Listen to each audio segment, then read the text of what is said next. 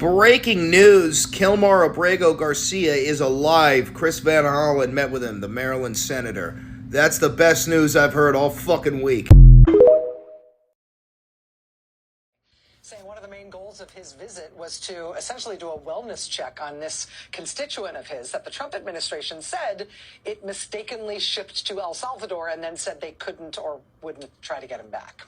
Well, earlier in the show tonight, we had the breaking news that Senator Van Hollen has accomplished at least that stated goal. He was initially turned away from this prison in El Salvador today, but then hours later, the El Salvadoran government arranged for Mr. Abrego Garcia to get out of the prison in order to meet Senator Van Hollen, somewhat bizarrely, in civilian clothes at a hotel in San Salvador.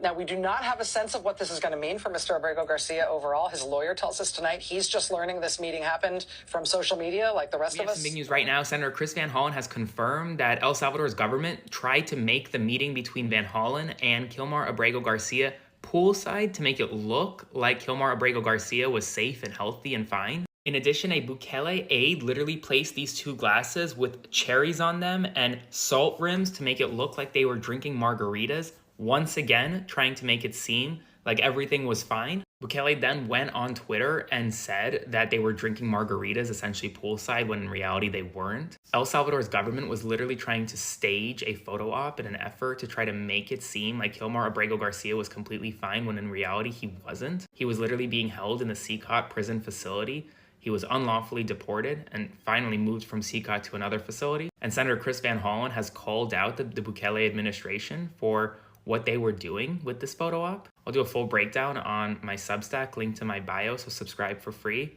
Spread the word and follow along for all the news you need to know about.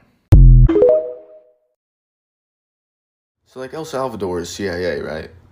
Bukele, like he's CIA, right? It's just like Indonesia and Nicaragua and Venezuela and Iran and Guatemala and the Congo and the Dominican Republic and Italy and the Philippines and Japan and Lebanon and Russia.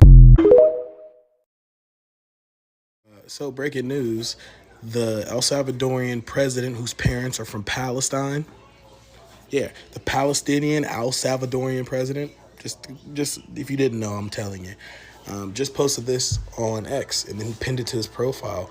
I mean, you could read this little one, but this one's very intriguing because he said now that he's been confirmed healthy, he gets the honor of staying in El Salvador's custody, which is strange because isn't this the same man who said he didn't have the power to keep him?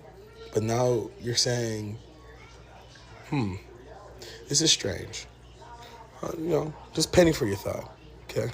So I just want everybody to know when it's your turn to go there, right? And then you're sitting there crying tears, and you're wondering what's happening, and then, the man who's holding you hostage, like it's 1945. Oh, my bad. I forgot to tell you, we're in the Fourth Reich. So, enjoy.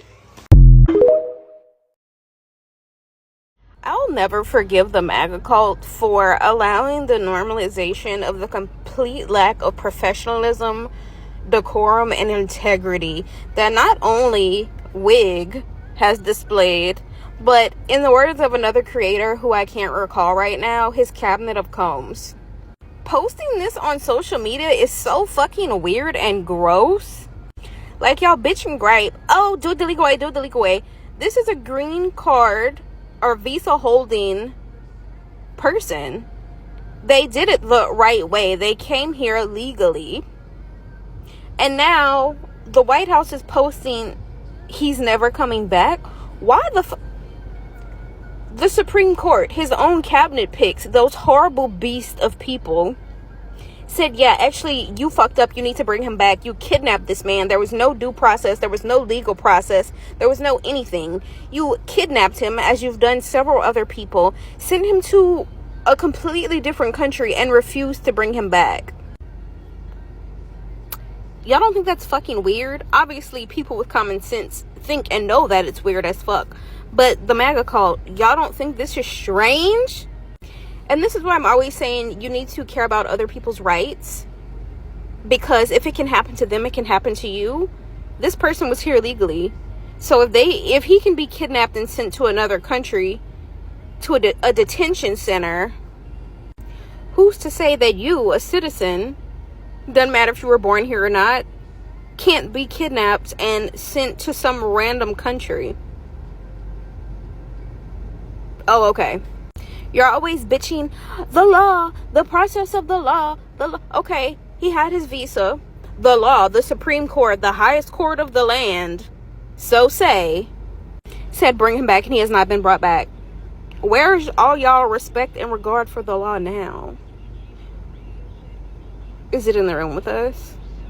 Stop saying they were deported. The people in El Salvador were not deported because deportation requires due process. They were captured against their will with no due process. You know what you call that? Kidnapping. And then they were taken, again against their will, with no due process, to a foreign country. Do you know what you call that? Human trafficking. And then they were put in a squalid prison with no way to get out. Do you know what you call it when you put people who aren't given due process and therefore haven't been proven to commit a crime in a prison with no way to get out?